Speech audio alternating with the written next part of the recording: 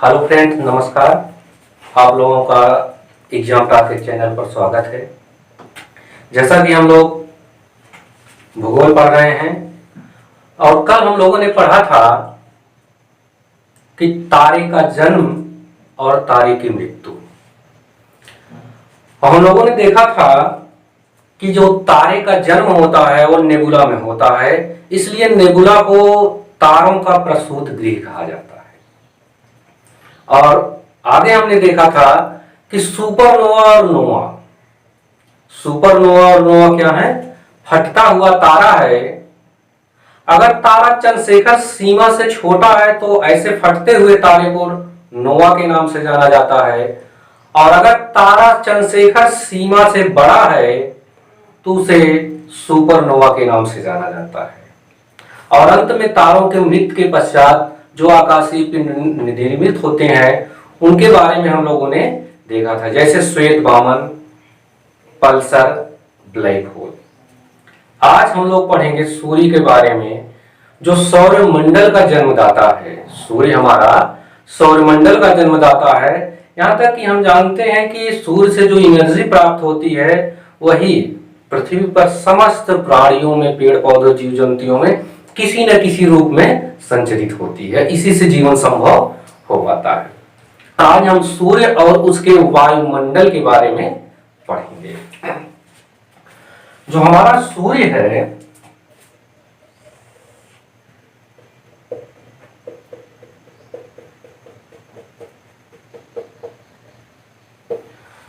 उसमें हाइड्रोजन 71% पाया जाता है। हीलियम की मात्रा 26.5% है और अन्य 2.5% पाई जाती है। यानी हमारे सूर्य की संरचना में हाइड्रोजन 71% पाया जाता है, हीलियम 26.5% और अन्य चीजें जो हैं वो 2.5% के आसपास पाई जाती है। और हम लोगों ने देखा था कि गैलीलियो महोदय ने सन स्पॉट को देखा था। सूर्य की सतह पर काले काले धब्बे पाए जाते हैं जो बनते और बिगड़ते रहते हैं। इन्हें सन स्पॉट के नाम से जाना जाता है। सन स्पॉट के नाम से, सौर्य कलंक, सौर्य कलंक के नाम से जाना जाता है। और हमारे सूर्य के वायुमंडल में 3 परतें पाई जाती हैं। जो सूर्य के सबसे पास पाई जाती है उसे फोटोस्फीयर के नाम से जाना जाता है। जो सूर्य के सबसे नजदीक परत पाई जाती है उसे फोटोस्फीयर के नाम से जाना जाता है। फोटोस्फीयर के नाम से जाना जाता है। दीप्ति मंडल, दीप्ति मंडल के नाम से जाना जाता है। और दीप्ति मंडल जो है सूर्य की सतह से अधिकतम 200 किलोमीटर की ऊंचाई तक पाया जाता है। अधिकतम 200 किलोमीटर की ऊंचाई पर पाया जाता है। और फोटोस्फीयर का रंग चांदी के समान होता है। फोटोस्फीयर कैसे चमकती है? चांदी के समान। इसका रंग चांदी के समान होता है। इसके पश्चात जो वायुमंडल की परत पाई जाती है उसे क्रोमोस्फीयर, क्रोमोस्फीयर के नाम से जाना जाता है। वर्णमंडल, इसका रंग लाल होता है। और इस परत की अधिकतम ऊंचाई सूर्य की सतह से 15,000 किलोमीटर पाई जाती है। 15,000 किलोमीटर।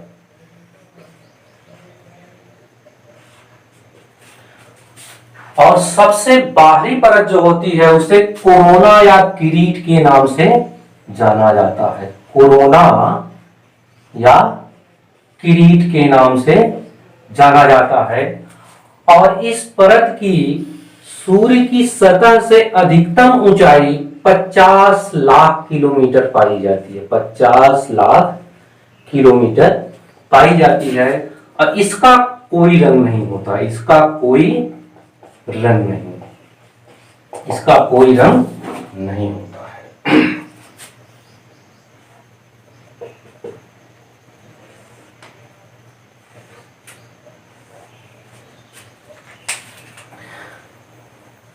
और सूर्य हमारा दहकता हुआ आग का गोला है और इससे अक्सर आग की लपटें ऊपर उठा करती हैं और कोरोना की आधी ऊंचाई तक पहुंच जाती हैं।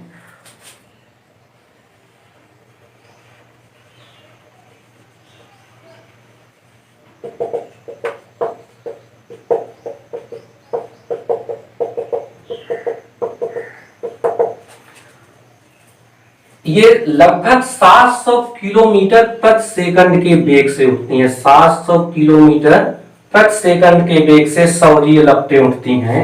इन्हें सौरीय लपट के नाम से जाना जाता है, सौरीय लपट।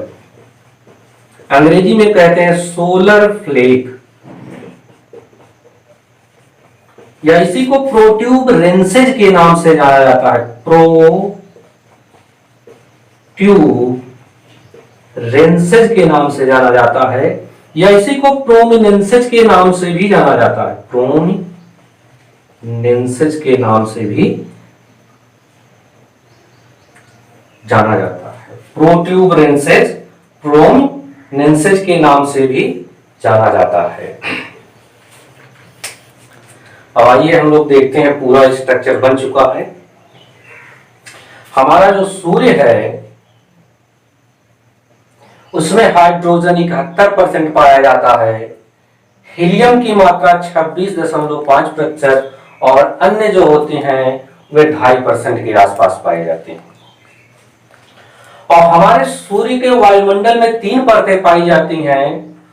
इन तीनों परतों में से जो सूर्य के पास सबसे नजदीक परत पाई जाती है उसे फोटोस्फीयर या दीप्तिमंडल के नाम से जाना जाता है और इसकी अधिकतम ऊंचाई सूर्य की सतह से 200 किलोमीटर पाई जाती है और इसका रंग चांदी के समान होता है या चांदी के समान चमकती है।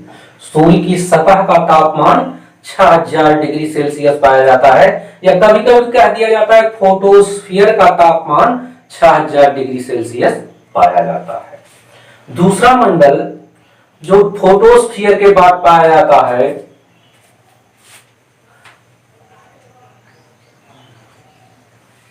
उसे क्रोमोस्फीयर के नाम से जाना जाता है, वर्ण मंडल, और इसका रंग लाल होता है और इस परत की अधिकतम ऊंचाई सूर्य की सतह से 15,000 किलोमीटर पाई जाती है।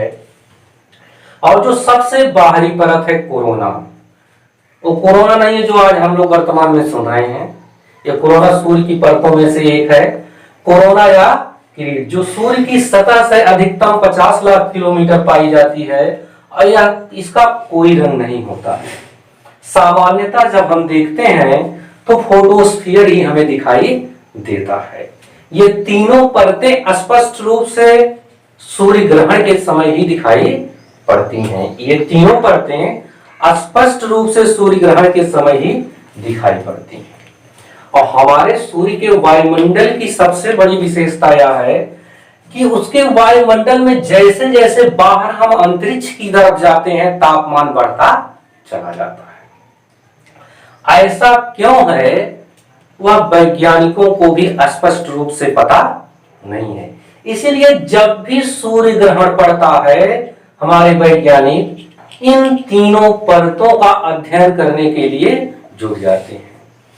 ऐसे में क्यों सूर्य ग्रहण के ही समय क्यों अध्ययन करते हैं? क्योंकि ये तीनों परतें उसी समय स्पष्ट रूप से दिखाई पड़ती हैं। और दूसरी चीज, सूर्य हमारा दहकता हुआ आग का गोला है जिससे आग की लपटें उठा करती हैं और लगभग कोरोना की आधी ऊंचाई तक पहुंच जाया करती हैं, यानी 25 लाख किलोमीटर की ऊंचाई तक ये लपटें पहुंच जाया करती हैं।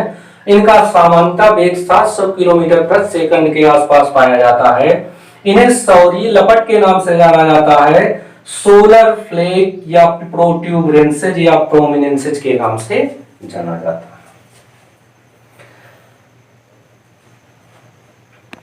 सन स्पॉट, इसके बारे में हम लोग देखते हैं सौरीय पवन, सौरीय कलंक। सौरीय कलंकों को सर्वप्रथम किसने देखा था? गैलीलियो महोदय ने देखा था। टेलीस्कोप का आविष्कार किया और उसका प्रयोग करने के कारण सर्वप्रथम सौर कलंकों को गैलीलियो महोदय ने देखा था। सूर्य की सतह पर काले काले धब्बे पाए जाते हैं, ये बनते और बिगड़ते रहते हैं, यानी अस्थायी नहीं होते हैं। इन्हें सौरीय कलंक के नाम से जाना जाता है।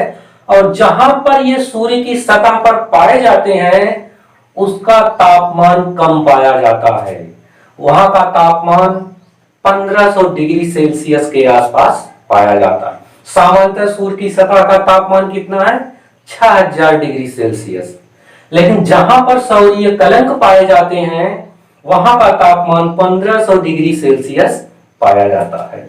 और ये सौरीय कलंक बनते और बिगड़ते रहते हैं। और वैज्ञानिक निरीक्षण यह बताते हैं कि प्रत्येक 11 वर्ष के पश्चात, प्रत्येक 11 वर्ष के पश्चात सौरीय कलंकों की संख्या या मात्रा ज्यादा पाई जाती है। और इसी को सौरीय कलंक चक्र के नाम से भी जाना जाता है। प्रत्येक 11 वर्ष के बाद अधिक होगा, पुनः घटते घटते फिर प्रत्येक 11वें वर्ष सर्वाधिक मात्रा में सौरीय कलंक पाए जाते हैं। वैज्ञानिक ये कहते हैं कि सौरीय कलंकों का निर्माण चुंबकीय आंधियों के आने से होता है। सौरीय कलंकों का निर्माण चुंबकीय आंधियों के आने से होता है। अगली चीज हम देखेंगे सौरीय पवन, सोलर विंड। सौरीय पवन,